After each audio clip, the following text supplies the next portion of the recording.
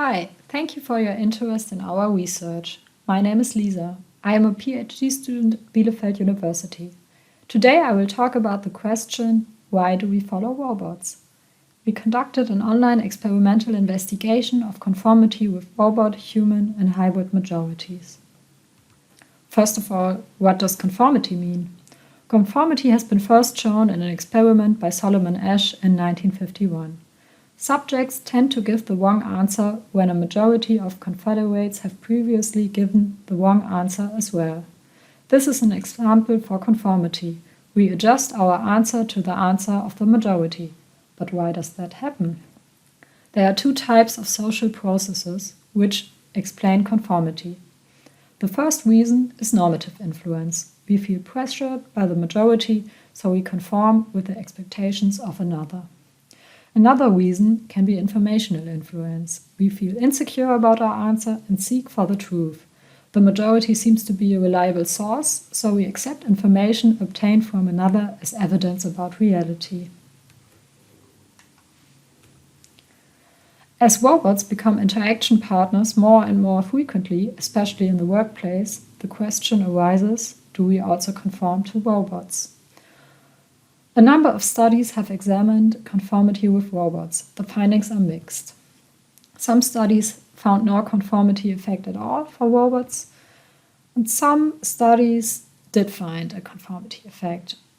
For example, Ulrich et al. Found a conformity effect when the majority consisted of multiple humans and one robot, so it was a hybrid majority. Hertz et al. Found that conformity depends on number of robots and specific task, which was conducted in the experiment.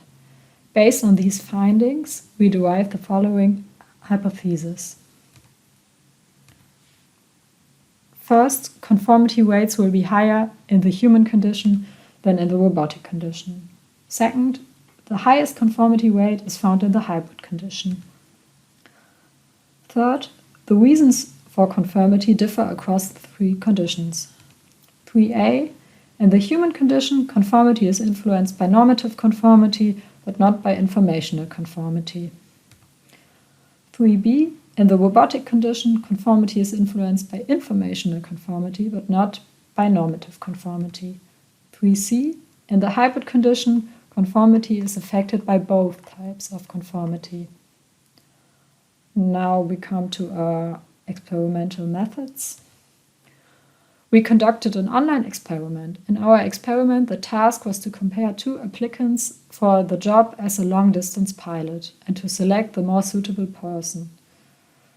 Subjects were told that besides them, other humans and robots perform the task as well. We presented candidate A and candidate B with a set of 6 attributes. 3 of those attributes were positive and 3 negative. An example of this you can see in the slide. After the decision was made, the confederates' answers were displayed. The subjects now had the option of changing the answer or staying with the first answer. The figure on the right is an example of the hybrid condition. The majority consists of robots. As you can see, 4 robots are in the majority and humans, 2 humans are in the majority. One experimental trial looked like this. Subjects were presented 2 candidates and made a first choice. Afterwards, answers of the confederates are displayed and subjects can choose again. In the third step, we presented 2 items for normative and informational conformity to measure the reason for answer change. It was a within-subject design. This means subjects underwent a total of 22 experimental trials in a randomized order. There were 6 trials with a human majority, 6 trials with a robot majority, and 6 trials with a hybrid majority, and 4 distracted trials. In the distracted trials, the majority chose the same answer as the subject. Our study sample consisted of 103 participants, of which we could use 92 datasets. Subjects were on average 29 years old, and 64% of them were female. The majority of our sample attended university. I'm going to present the central results of our study. For a detailed presentation of all results, please see our full paper. We measured conformity by the number of times a subject would change their first answer. The conformity weights were not normally distributed, so we compared the weights using a Mann-Whitney U-test. Our results show that the conformity weight was lowest for the robotic majority and highest for the hybrid majority. Consequently, hypotheses 1 and 2 are confirmed. To predict answer changes over the conditions, we ran a multi-level mixed effects logistic regression, with answer change as the dependent variable. Our results show that normative influence is a significant predictor of conformity in the human condition. Informative conformity is not. So 3A is confirmed. In the robotic majority, normative influence is not a significant predictor of change, but informative conformity is a significant predictor. This means hypothesis 3B is confirmed. In the hybrid majority condition, both types of conformity are significant predictors for answer change. So hypothesis 3C is confirmed as well.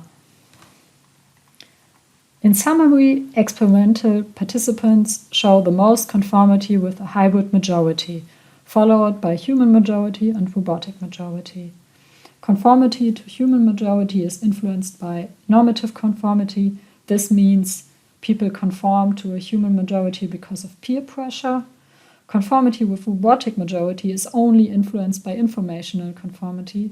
This means that subjects conform to robots only because of insecurity with their own answer and because they accept the answer of robot as the truth. And conformity with the hybrid majority is influenced by both types of conformity, by normative and informational conformity, meaning we have some type of hybrid influence in the hybrid majority condition. Our study comes with several limitations. First of all, our experiment was conducted online. This means there was no face-to-face interaction between humans and robots. Nevertheless, conformity can also be found in online settings, as our results show, and other studies which have been conducted virtually have also found conformity effects. Furthermore, it is questionable whether we use suitable robot images. It is possible that they were not seen as competent enough. We asked subjects to rate the perceived competence of the confederates. Robots were rated as less competent than human confederates, and this difference was statistically significant. Now we come to our conclusion. In summary, our study provides an explanation of how conformity works with majorities of different compositions. Scholars should consider different types of conformity in their study designs, and future research should investigate if there are any other robot features which might influence conformity.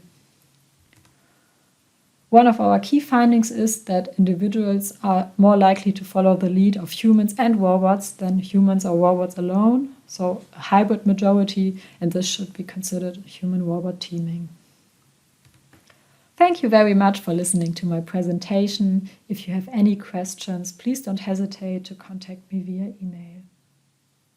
Thank you very much.